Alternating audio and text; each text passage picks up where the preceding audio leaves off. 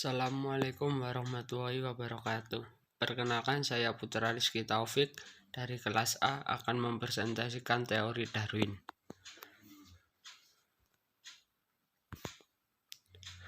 Biografi Charles Darwin.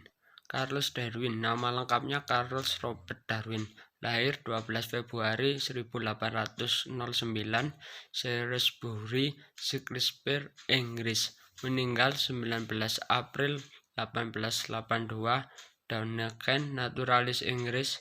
Teori ilmiahnya tentang evolusi melalui seleksi alam menjadi dasar studi evolusioner modern.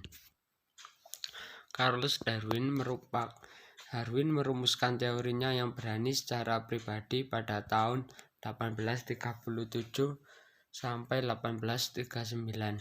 Setelah kembali dari perjalanan keliling dunia dengan kapal HMS Beagle, tetapi baru 2 dekade kemudian dia akhirnya mengungkapkannya kepada publik melalui On the Origin of Species 1859, sebuah buku yang sangat mempengaruhi masyarakat dan pemikiran Barat modern. Setelah lulus dari Christ's College sebagai sarjana seni pada 1831, Profesor Botani John Stephen Henslow yang juga menjadi mentornya merekomendasikannya menjadi naturalis dalam pelayaran HMS Beagle. Kapal itu akan mengelilingi dunia selama 5 tahun. Dari situlah Darwin mendapat kesempatan menjadi naturalis muda yang sedang bersemi. Pelayaran keliling dunia. Selama perjalanan, Darwin mengumpulkan berbagai spesies seperti burung, tanaman, dan fosil melalui riset dan eksperimen langsung. Dia memiliki kesempatan unik untuk mengamati secara dekat kaidah botani, geologi, dan zoologi. Kepulauan Pasifik dan Kepulauan Galapagos sangat menarik perhatian Darwin, seperti juga Amerika Selatan. Dalam perjalanan kembali ke Inggris pada 1836, Darwin menuliskan penemuannya pada Journal of Research yang kemudian disunting menjadi Zoology of Voyage of the Beagle. Pelayaran tersebut telah mempengaruhi pandangan Darwin terhadap sejarah alam. Dia mengembangkan teori revolusioner tentang asal-usul makhluk hidup yang kontras dengan pandangan naturalis lainnya kala itu.